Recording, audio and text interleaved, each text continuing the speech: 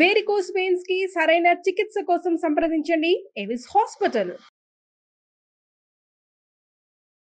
నమస్తే రమగారు. నమస్తే జీ. రమగారు, మనము ఒక వీడియో చేశామండి. మీ దినచర్య ఉదయం నుంచి రాత్రి పడుకునే వరకు మీరు ఏం చేస్తారు ఏంటనేసి. అయితే అందులో పూజ గురించి బ్రీఫ్గా చెప్పారు, పూర్తిగా మాట్లాడుకోలేదు. మరి ఈరోజు అసలు మీరు ప్రతిరోజు చేసే నిత్య పూజ ఏ విధంగా చేస్తారు, ఏం మొక్కుతారు? మొక్కులు మాకు చెప్పరేమో బహుశా. ఏం చేస్తారు రమగారు? ఎట్లా? సాధారణ పూజ చేయాలి. అవునా? అంటే నా పెళ్ళికి ముందుకి పెళ్ళికి తర్వాతకి తేడా ఉంది. మా శాఖలు వేరు. సో అమ్మ వాళ్ళ ఇంట్లో పూజా విధానం ఒక రకం. అందులో రోజు ఆడపిల్లలు ఇంట్లో ఉన్న వాళ్ళందరూ పూజించే విధానాలు అవి తెలీదు. మా అమ్మ దేవతార్చన చేసేటప్పుడు ఏవో స్తోత్రాలు వరుసగా ఆవిడ చదువుకుంటుండేవారు. అవి విని విని విని నాకు దేవతార్చన విధానం అలవాటైంది, బాగా వచ్చింది. కాకపోతే అది దానికి ప్రత్యేకంగా మడిగట్టుకోవాలి. మా పెరమాళ్ళని అందరూ ముట్టుకోరు. మా ఇంట్లో విధానం అది. ఈ అత్తవారింట్లో పూజా విధానం వేరు. అమ్మ వాళ్ళది నిలుబొట్టు, అత్తగారి వాళ్ళది అడ్డబొట్టు. ఓకే. ఈ బొట్టు తేడాతోటి పూజా విధానాల తేడాలు ఉంటాయి. తులసి పూజ అవి మా ఇంట్లో అలవాట్లేదు. మరి మా వాళ్ళల్లో ఎవరైనా చేస్తారేమో. తులసితోటి స్వామిని పూజిస్తాం కానీ తులసికి పూజ తెలియదన్నమాట. నోములు వ్రతాలు అవి ఉండవు మాకు. పుట్టింట్లో లేవన్నమాట, నోములు ఉండవు. ఈ మన పౌర్ణమి నోములని, వరలక్ష్మి వ్రతము, తర్వాత మంగళగౌరి వ్రతాలు అవి ఏం చెయ్యం మేము. ఓకే. అక్కడ ఉండవు. వాళ్ళకి ఆ సిద్ధాంతం కాదనమాట. వాళ్ళ సిద్ధాంతం వేరుగా ఉంటుంది. అయితే తర్వాత కొంచెం కాస్త పెద్దవాళ్ళం అయ్యాక వినాయక చవితి ఒకటి బాగా చేసుకుంటూ ఉండేవాళ్ళం. తర్వాత వరలక్ష్మి వ్రతం పూజ చేసుకోవటం. లక్ష్మీ పూజే కదా, ఆడపిల్లలకి మంచిదని మా రంగపిన్నో మా ఆండక్కో ఎవరో వాళ్ళిద్దరిలో వాళ్ళు ప్రవేశపెట్టారు వరలక్ష్మి వ్రతం. అప్పుడు మా అమ్మ పూజ, మాకు మా దేవతార్చన అయిపోతే విడిగా మేము ఒక పీట పెట్టుకుని బంగారపు వస్తువు ఏదైనా పెట్టుకుని వరలక్ష్మి వ్రత విధానం పుస్తకం చదువుకుని పూజ చేసుకునేవాళ్ళం. అదే మాకు తెలుసు, అంతకంటే తెలియదు. అత్తవారింటికి వచ్చాక వీళ్ళ పూజా విధానం అవి కొంచెం వేరుగా ఉంటాయి. వీళ్ళకి నోములు అవి ఉన్నాయి. మూగిదానికైనా 3 నోములే అని 3 వేలు చూపించేవారు మా అమ్మగారు. ఓకే. మా వారి నాయన, అత్తగారు లేరు కదా, సో మా వారి నాయనమ్మ ఉండేవారు, మా అమ్మగారు ఉండేవారు. 3 నోములు అని మన వరలక్ష్మి వ్రతం చేయించారు. మంగళగౌరి నోములు పట్టించారు. 5 సంవత్సరాలు చేయవలసింది. తర్వాత ఏమో పువ్వు తాంబూలం పండు తాంబూలం నోము ఒకటి నోయించారు. తర్వాత 16 ఫలాల నోము అదొకటి పట్టించారు అనమాట. వరలక్ష్మి వ్రతం ఏటా చేసుకునేది. క్రమంగా ఇది నేను నేర్చుకున్నా. అయితే ఈ మామగారు అప్పుడప్పుడు ఉంటుండేవారు కానీ రెగ్యులర్గా ఎప్పుడు నాతోటే లేరు. ఎప్పుడైనా వచ్చేవారు. ఆవిడ పూజా విధానాన్ని నాకు నేర్పించేసే ప్రయత్నం చేయలే. నేను చదువుకున్న పిల్లని, సంస్కృతం వచ్చు, పెద్దింట్లో నుంచి వచ్చాను కాబట్టి కొంత ఏదో చేసుకుంటుందిలే అన్నట్టుగా దీపం పెట్టుకోవటం ఒకటే పూజా విధానంగా ఉండేది నాకు తెలుసు అప్పట్లో, పెళ్ళైన కొత్తల్లో. ఆయన మావారు సంధ్యావందనం చేసుకోవటము, ఆయన జపం చేసుకోవటం చిన్నతనంలో వాళ్ళకి ఉపనయనాలు చేసేసారు 7-8 ఇయర్స్కే. అప్పటి నుంచి ఆయన వాళ్ళకి బాగా అలవాటు. మా మరుదులు కూడా చాలా బుద్ధిమంతులు ఆ విషయంలో. పొద్దున్నే లేచేసి సంధ్యావందనం చేసుకోవటము, సొంతంగా జపం చేసుకోవటము అది ఉండేది. ఓకే. ఈ పూజ ఏముంది, నేను దీపం పెట్టుకోవటం, 4 పువ్వులు పెట్టడం, ఏదైనా పళ్ళు నైవేద్యం పెట్టడమే చేసేదాన్ని. దీపం కూడా ఆయన ఒకసారి పెట్టేసేవారు, నేను మళ్ళీ అందులో కొంచెం నూనె వేసేదాన్ని. అలాగే చేసేదాన్ని. ఒక 3-4 సంవత్సరాల పాటు వరలక్ష్మి వ్రతం, మంగళగౌరి నోములు, ఏదైనా సత్యనారాయణ వ్రతం చేసుకుంటే అది తప్ప మొదటి 4 సంవత్సరాల పాటు నేను ఏమీ పెద్దగా శ్రద్ధగా చేసింది అయితే లేదు. ఇవన్నీ నిజాలే, ఇందులో దాచేందుకు ఏం లేదు. అయితే 4 ఏళ్ళు మా పెద్ద అబ్బాయికి ఒక ఏడాది ఇంచుమించుగా 1.5 వయసు ఉండగా మా వారికి కొంత పరిచయస్తులు, బహుశా బాబాయ్ గారి ఫ్రెండ్స్, వీరి మావయ్యకి ఫ్రెండ్స్ అనమాట. ఫ్రెండ్ ఒక ఆయన మోహన్ రావు గారు, వారి పేరు తలుచుకుంటేనే చాలా సంతోషంగా ఉంటుంది. ఆయన నాకు చెప్పారు, అమ్మ లలితా సహస్రం చదువుకోండి మీరు. నా పెళ్లి నాటికి నాకు లలితా సహస్రం రాదు. ఇంచుమించు నాకు ఒక 30 సంవత్సరాలు వస్తూ ఉండగాను, ఇంకా రాలేదు, 30 రాకముందే నేర్చుకున్నాను అనుకో. మా పెద్దక్కయ్య లలిత కామ్యం, అందరూ చదవకూడదు అనేది. మా ఇళ్లలో అసలు లలితా శాస్త్రం చదివే పద్ధతి లేదు. అయితే ఒకసారి చెప్పడానికి మొదలుపెట్టింది. మేము ఒక 20-15 శ్లోకాలు నేర్చుకున్నాం. మా అక్కయ్య నోటికి చెప్పేది. అక్కయ్య చదువుకోవటమే, అయితే అక్కయ్యకి చెప్పడం వచ్చు. నేను ఎట్లా చెప్తున్నా అట్లా మా పెద్దక్కయ్య చెప్పేది. నేను, మా చుందు, మా ఆఖరక్కయ్య, మా పెద్దక్కయ్య గారు అమ్మాయి, అట్లా మేము ముగ్గురు. మాకు తొందరగా వస్తాయి. సంస్కృతం ఒకటి ఉంది కదా, ఒక 18 శ్లోకాలు ఏమో 20 శ్లోకాలు చెప్పుకుని ఉంటాం అంతే, అంతకంటే చెప్పుకోలే. ఆయన లలితా శాస్త్రం చెయ్యండి అని చెప్తే ఇక అప్పుడు రోజు చదవటం నేర్చుకోవడం కోసం నేనే సొంతంగా చదువుకున్నా. అందరికంటే నాకు ప్లస్ ఏంటంటే నాకు సంస్కృతం రావటం. వాచా దోషాలు లేకుండా చదవటం వచ్చు. ఆ, ఒక పదాన్ని అక్కడ ప్రింట్లో తప్పు ఉంటే ఈ అక్షరం ఇట్లా ఉండకూడదు, ఇది కాదు అయి ఉంటుంది, పదం ఇది కాదు అని నేను సరి చేసుకోగలను. నాకు డౌట్ వస్తే మా ఐదొకే వసంత, తను పిహెచ్డి సంస్కృతంలో, తను ఫోన్ చేసి వసు ఏమిటో ఇక్కడ ఇలా ఉంది, ఈ పదం కరెక్ట్ అంటావా అని అడిగితే మా అక్కయ్య అయినా కరెక్ట్ చేసేది. 4-5 పదాలు మా అక్కయ్య కరెక్ట్ చేసింది, మిగిలినవన్నీ నేనే కరెక్ట్ చేసుకున్నాను. అట్లా లలితా సహస్రం చదవటం అలవాటైంది. రోజు అప్పుడు చదువుకునేవారు. రోజు చదివేదాన్ని.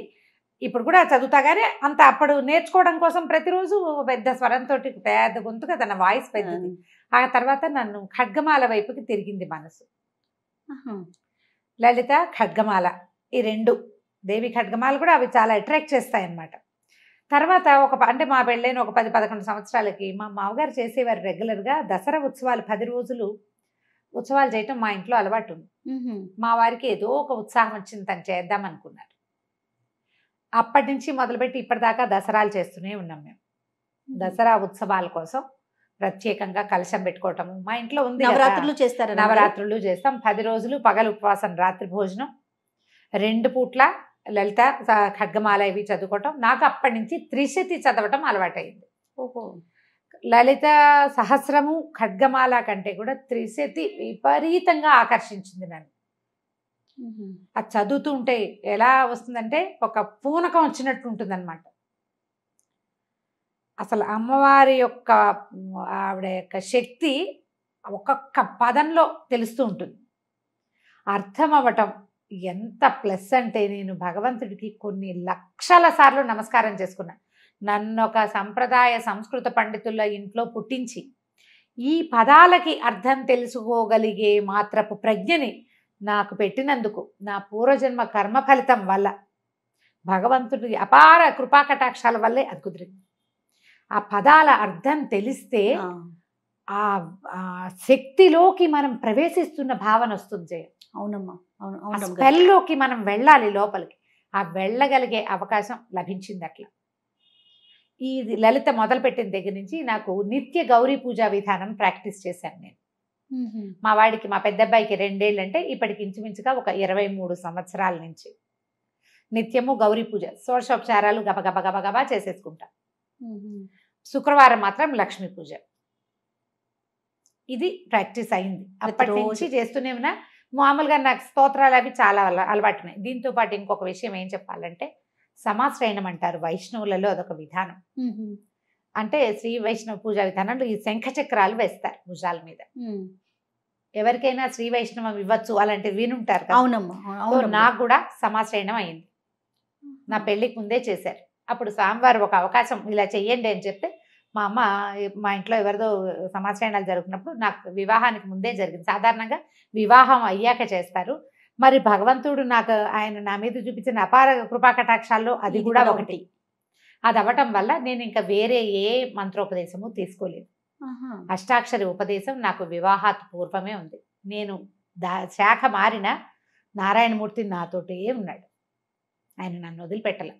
ఈ రోజువారీ పూజా విధానం ఇవన్నీ చేసిన ద్వయమంత్రం లేకుండా, అష్టాక్షరి లేకుండా నా రోజు గడవదు. దానికి గురు పరంపర చెప్పుకోవటము, గురు పరంపర చెప్పటం, రూపం ధరించడం, బొట్టు పెట్టుకోవటం, అవి చేయటల్లా వీరు విధానం వేరు కదా. దాని మీద తగాదాలు వాటికి వెళ్ళడం.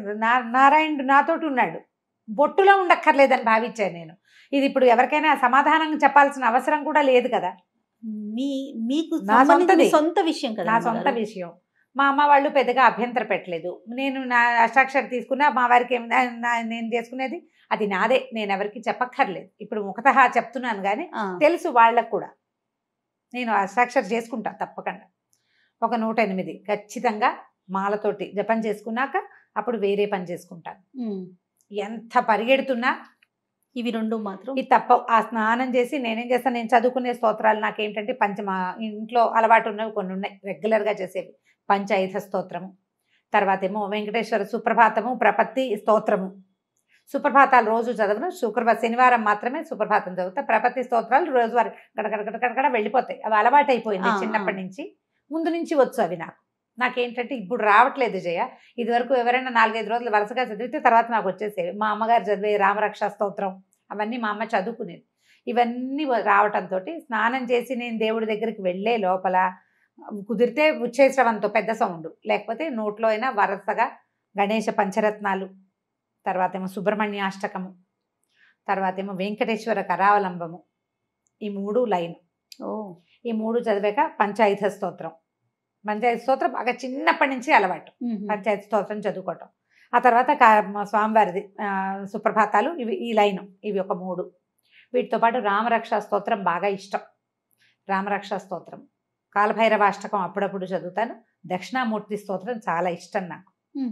దక్షిణామూర్తి, ఈ మొత్తం ఇన్ని స్తోత్రాలు కలిపి అటు ఇటుగా నేను అక్కడే కూర్చుంటే ఒక 20 నిమిషాలు 25 నిమిషాలు పడుతుంది నాకు కూర్చుని ఉంటే. ఖాళీగా అలవాటు ఉంది కదా, అలవాటు ఉంది కాబట్టి అక్కడ కూర్చోక్కర్లేదు, పని చేసుకుంటూ ఇవి చదివేసుకుంటా. అక్కడి నుంచి దేవుడి దగ్గర కూర్చున్నప్పుడు దీపారాధన చేయటం, పువ్వులు తెచ్చుకోవటం. అంటే బయట నుంచి కొనుక్కొచ్చిన పువ్వులని ఇప్పుడున్న నేను కొత్తగా వెళ్ళే 5-6 సంవత్సరాల క్రితం ఇల్లు తీసుకున్నాం. అక్కడ ఏంటంటే కింద కాసిన మొక్కలు ఉన్నాయి, ఏవో పువ్వులు వస్తాయి. నా అదృష్టం ఏంటంటే భగవంతుడు నాకు తోడబుట్టిన వాళ్ళని ఎంతమందిని ఇచ్చాడో, అలా ప్రేమగా నాతో ఉండే వాళ్ళని కూడా కొంతమందిని ఇచ్చాడు. కింద ఫ్లోర్ లో ఉండే జ్ఞానశ్రీయే ప్రతిరోజు పువ్వులకు వచ్చి నాకు తెచ్చిస్తుంది, పంపిస్తుంది, పట్టుకొచ్చిస్తుంది. 90% తనే తెచ్చిస్తుంది. గ్రేట్. ఒక్కొక్కళ్ళని అట్లా ప్లస్ చేస్తాడు. ప్లస్ పువ్వులు పట్టుకొస్తుంది, ఏమైనా కొన్న పువ్వులు చామంతులు అవి ఉంటే అవి పెట్టుకుంటే పువ్వులు పెట్టుకోవటం, ఈ వరుస లైన్ అంతా చదువుకోవటం. ఖడ్గమాలు కూడా చదివేస్తే అక్కడక్కడ ఖడ్గమాలే వెళ్ళిపోతుంది. శుక్రవారాలు నేను ఇంట్లో ఉన్నప్పుడు మాత్రం లలిత కానీ త్రిశతి కానీ చదువుకుంటా. దసరాల్లో పూర్తిగా ఇవి 3 వీటిని అలవాటుగా చదవటం అలా ఉంది. సాయంకాలాలు ఏం చేస్తాను, దీపం పెట్టుకుని ఎక్కువ ఏం చెయ్యను. సాయంత్రం తేలిగ్గా 1-2 స్తోత్రాలు చదువుకుంటా.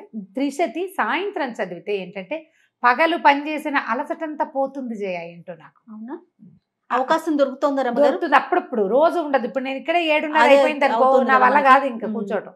పెంద్రాలే వెళ్ళిన రోజున తప్పకుండా చేస్తాను. దీంట్లో వీటిలలో ఒక్కొక్క రోజు ఒక్కొక్కటి ప్లస్ చదవబుద్ధి అయితే ఆ పూట ఖాళీగా ఉన్నాను అనుకో, కాలభైరవాష్టకం, తర్వాత జగన్నాథాష్టకం చాలా ఇష్టం నాకు, పూరి జగన్నాథుడి గురించి అదొకటి చదువుతాను. మధురాష్టకం అవి ఇష్టం. కృష్ణుడికి సంబంధించిన చాలా స్తోత్రాలు. ముకుందమాల మా ఇంట్లో ఉపదేశం ఉంది, నాయనమ్మకు ఉండేది. మా నాయనమ్మ ఆవిడ ఇట్లా మంచంలో ఉన్నా కూడా గుష్యతే ఎస్సే నగరే అనుకుంటూనే ఉండేవారు. దాంతో అదొకటి బాగా ఇష్టం. నేను ఆ ముకుందమాల పాఠం కూడా చెప్పాను. బాగా ఇంట్రెస్టింగ్ గా ఉంటుంది ముకుందమాల కూడా. అది కూడా అసలు ఎట్లా కృష్ణుడిలోకి మనని తీసుకెళ్ళిపోతుందంటే అర్థం కావాలి. ఇక్కడ ప్రధాన అంశం ఏంటంటే రమ్మగారు, మీకు వాటి భావం తెలియటం, దాని వలన పూర్తిగా ఇన్వాల్వ్ అయిపోతారు, దాని లోపలికి వెళ్ళిపోగలుగుతారు కదండి. నిజంగా అది చెప్తున్నాగా, లక్షల సార్లు కృతజ్ఞతలు చెప్పుకున్నా భగవంతుడికి అసలు అది తీరదనమాట. ఉన్నావు నాయన, అందుకనే ఇప్పుడు లేకపోతే అంత అవకాశం అందరికీ లభించదు. అవునవును. ఆ లభించటం, దాంతో పాటు నాకు భక్తి ఉండటం, ప్రధానంగా భగవంతుడి మీద ఆసక్తి ఉండటం. ఎంత హడావిడిలో ఉన్నా ఏదో ఒకటి. ఇప్పుడు నేను బజార్ ప్రయాణంలో కూడా నేను చదువుకుంటారు. ప్రయాణం ఒకవేళ నేను ఇంటి దగ్గర ఏం చదువుకునేందుకు అవకాశం లేక అలా పరిగెత్తుకుంటూ రావాల్సి వచ్చినప్పుడు మా టీవీకి వెళ్ళినా కూడా అక్కడ కారులో చదువుకుంటా మొత్తం స్తోత్రాలు. పువ్వులు వేసి గబగబా ఈ పూజ చేసేసి అక్కడి నుంచి ఈ స్తోత్రాలన్నీ రెగ్యులర్ గా ప్రతిరోజు. నిత్య నైవేద్యాలు ఏమైనా పెట్టుకుంటారా రమ్మగారు? అలా మా దగ్గర ఏంటంటే నేను ఇంట్లోనే ఉంటే ఏదైనా చేసి పెట్టుకుంటాను జయ. ఇంట్లో లేకపోతే ఎక్కువగా మేము పెట్టేవైతే పాలు పళ్ళే. మా వారికి ఆయన పూజ అయింది కదా, తన పూజ వేరు అది వేరు. ఆయన అంటే ఒకే చోట దేవతార్చన ఉన్నప్పటికీ ఆయన పద్ధతి విధానాలు వేరు. ఆయన రెగ్యులర్ గా చేసేసుకుంటారు. ఆయన పంచాయతనం ఉంది మా ఇంట్లో, శివ పంచాయతనం ఉంది. ఆయన అభిషేకం చేసుకోవటము, నైవేద్యం పెట్టుకోవటము. అయితే ఈ పంచాయతనాల్లో కూడా మరి అన్నం నివేదన పెట్టాలని కొంతమంది చెప్తారు, కానీ మాకేంటి ఇంట్లో పెద్దవాళ్ళు చెప్పేదాన్ని పాటిస్తాం. అలా కాదు, ఇలా పెట్టండి, అలాగే చేయక్కర్లేదు. కాబట్టి ఇక మడి కట్టుకుని అన్నం వండి పెట్టాలి లేవు. దసరాలు, నవరాత్రుల్లో, తర్వాత వినాయక చవితి, ఇవన్నిటికీ మడితో వండుకునే అలవాటే ఉంది మాకు. రోజు వారడి లేదు. రోజు ఎక్కువగా మేము పెట్టేది పళ్ళు, పాలు, తర్వాత ఏమో పటిక బెల్లము, పంచదార, బెల్లము, ఏదైనా కొంచెం పులగం చేసుకుంటే పులగం పెడతాం, అట్లా నివేదన చేసుకుంటాం. కొబ్బరికాయలు కొట్టడము. ఇదే విధానం. ఇప్పుడు ఇందులో ప్లస్లు మైనస్లు ఇందులో ఎవరి సలహా సంప్రదింపు ఐడియాలు లేవు. పూర్తిగా మీది కదా, పూర్తిగా నాదే. భగవంతుడు నాకు ఇచ్చిన స్వాతంత్రం ఏంటంటే ఇందులో నన్ను కరెక్ట్ చేసే వాళ్ళని ఎవరిని పెట్టలా నాకు. కానీ భావాలు వేరు కదా రమ్మగారు మీది. కానీ ఇంట్లో డాక్టర్ గారిది కానీ భావాలు వేరు కదా, ఎక్కడన్నా ఇబ్బంది అనిపించిందా మీకు? ఏం లేదు, అదే చెప్తున్నా కదా. అదృష్టవంతులైతే ఆ విషయంలో అదృష్టవంతులు. మా మరుదులు చాలా ప్రేమగా ఉన్నారు నాతోటి. సొంత తమ్ముళ్ళున్నా అంత బాగా కలిసి ఉండేవాళ్ళు కాదేమో. ఓకే. వాళ్ళ ఫస్ట్ ప్రిఫరెన్స్ వదినే. ఎప్పుడు మొదటి నుంచి అప్పటి నుంచి ఇప్పటిదాకా ఇంచుమించు 30 సంవత్సరాలు అవుతుంది. నన్ను కరెక్ట్ చేయలే ఎప్పుడు. మా మామగారు కొంచెం అంటి ముట్టినట్టే ఉండేవారు. గౌరీ పంచాక్షరి తీసుకోండి అని చెప్పారు ఒకసారి. మిమ్మల్ని తీసుకోమన్నారు ఒక మంత్రం, గౌరీ పంచాక్షరి తీసుకోవచ్చు అని, బాగుంటుంది అని. మంచిది అవును స్త్రీలకి, అది మంచిది. అది కూడా భర్త నుంచే తీసుకోవాలి, అలా ఏవో నియమాలు ఉండే. నాకు అంత బాగా తెలియదు దాని మీద. ఓకే. నాకు ఎందుకనో అంత అనిపించింది. నారాయణమూర్తిని వదిలిపెట్టాలని అనిపించలే. వారితో పాటు ఇంకేది చేద్దాం. రమ్మగారు ఇది సందర్భం కాదు, కానీ నాకు ఒక ప్రశ్న అండి. ఎప్పటి నుంచో శైవ వైష్ణవ మతాలు అసలు ఎందుకు ఈ డిఫరెన్స్ వచ్చిందండి? అంటే అది తప్పు అనేది నా భావన కాదు. కొంతమంది శైవం, కొంతమంది వైష్ణవం. ఎందుకు వచ్చింది? ఇప్పుడు మీరు 2 భావాలతో ఒకే ఇంట్లో ఉంటున్నారు, అది మీరు సర్దుకుపోవటంలో వెళ్ళిపోతుంది. భగవంతుడు ఒక్కడే కదా అనే భావన ఉన్నప్పుడు ఇలాంటి చీలిక అసలు ఎక్కడి నుంచి వచ్చిందంటారు? ఇవి అంటే 2 వైదికమైనవే జయ. శివకేశవులు ఇద్దరు స్థితిలయకారకులు. అవును. అయితే ఈ స్థితికారకుడైన విష్ణువే పరమదైవతం అని భావిస్తారు వైష్ణవులు. ఆ స్వరూపం, ఆ నడిపించే ఆ కథ, ఆ క్రియ, అది ఆకర్షితుల్ని చేస్తుంది కొంతమందిని. శివుడు లయకారకుడు, ఐశ్వర్యకారకుడు, ముక్తి ప్రదాయకుడు. ఆయనే పరమదైవతం అని కొంతమంది భావిస్తారు. నీకు చూడు, ఆ పచ్చటి చెట్టు ఉంటే ఆ పచ్చటి చెట్టు మీద కొంతమందికి దృష్టి నిలుస్తుంది. దాని మీద ఒక గులాబీ రంగు పువ్వు ఉంటే గులాబీ పువ్వు మీదకి కొంతమందికి దృష్టి వెళ్తుంది. ఈ రెండిట్లలో ఏది కరెక్ట్? ఎవరి భావన వారిది కదా, వాళ్ళది. దీంట్లో ఏమైందంటే నాదే కరెక్ట్ అనేది తీవ్రత వచ్చేసింది. ఆ భావం ఎంతవరకు కరెక్ట్ అండి? కరెక్టా అంటే మనం చెప్పలేకపోతాం జయ. మనం ఇదంతా మాబ్లో ఉంటుంది, జనాలు గుంపుగా చేరినప్పుడు వాళ్ళ భావాలు ఉంటాయి. నారాయణమూర్తి ఆ స్వరూపము, ఆయన ఆ చెప్పబడుతున్నటువంటి రకరకాల క్రియలు, ఈ దశావతారాలు, ఇవి కాకుండా చెప్పబడే మొత్తం 21 రకాల అవతారాలు, అవన్నీ ఆకర్షితుల్ని చేస్తాయి కొంతమందిని. పరమేశ్వరుడు, ఆయన యొక్క రుద్రమూర్తులు, ఆయన యొక్క క్రియాకలాపాలు, సదాశివుడుగా నిరంతరము శక్తితో కలిసి ప్రపంచంలోనే ఉండటము, ప్రపంచ నిర్మాణ శక్తి పరమేశ్వరుడే అవటము కొంతమందిని ఆకర్షితులు చేస్తుంది. భగవంతుడు నాకు ఇచ్చిన వరం ఏంటంటే, నాకు వీళ్ళిద్దరిలో తేడా లేదు.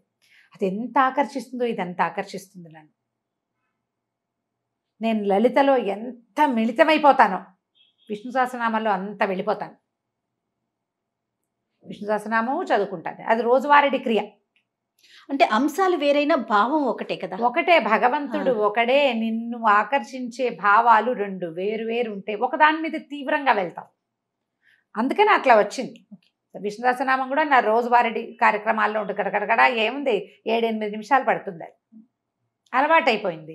అలవాట్లో చదువుకుంటూ ఉంటాను. ఇప్పుడు ఇది కరెక్టా కాదా, మీరు అలా ఎలా చేస్తారు లాంటి ప్రశ్నలు ఇందులో కుదరదు. నా ఆసక్తి భగవంతుడి మీద నాకున్న విశ్వాసం అంతే.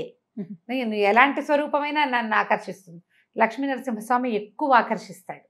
మా పుట్టింట్లో ఉండటం వల్ల మాకేమో ఇలవేల్పు నరసింహస్వామి. నాకు అసలు నరసింహస్వామి విగ్రహం ఎక్కడైనా చూస్తే నాన్నను చూసినట్టు ఉంటుంది. నాకు పరిగెత్తుకుంటూ వెళ్ళిపోతాం. అక్కడ నరసింహస్వామి కనపడ్డంటే మావాడు అంతే, అలాగే అనిపిస్తుంది. మా నాన్నను చూసినట్టే ఉంటుంది. నేనే కాదు, మా ఇంట్లో ఉన్న జనమంతా నరసింహస్వామికి అట్లాగే ఆకర్షితులు అవుతారు. మా చిన్నతనం అలవాటును బట్టి అంతే. మా నాన్న కరావలంబం చదివేవారు, నృసింహ కరావలంబం. అది కూడా నాకు నోటికొచ్చు. మొత్తం మా సమూహం అందరికీ వచ్చింది. కరావలంబం కూడా అట్లాగే ఆకర్షిస్తుంది. ఇంత భక్తి ఉన్నా కూడా నేను కొంచెం ప్రాక్టికల్గా ఉండటమే నా యొక్క భగవంతుడు ఇచ్చిన వరం అనమాట. నాకు ఇన్ని చెప్తున్నారు, ఇన్ని స్తోత్రాలు చెప్తారు, ఇంత పూజా విధానం ఉంది కదా రమ్మగారు. కానీ మీరు మాట్లాడేది ప్రాక్టికల్గా ఎలా చెప్తారంటే, భక్తి ముఖ్యం, భావన ముఖ్యం. భావమే ముఖ్యం. భక్తి ఉండాలి, భావం చాలా ముఖ్యం. అది ఉన్నప్పుడే మనస్ఫూర్తిగా పూజ చేసుకోగలుగుతాం. అది 5 నిమిషాల అరగంట అనేది పక్కన పెడదాం, అవకాశాన్ని బట్టి. అంతే. రైట్. చాలా బాగుంది రమ్మగారు. నమస్తే. నమస్తే.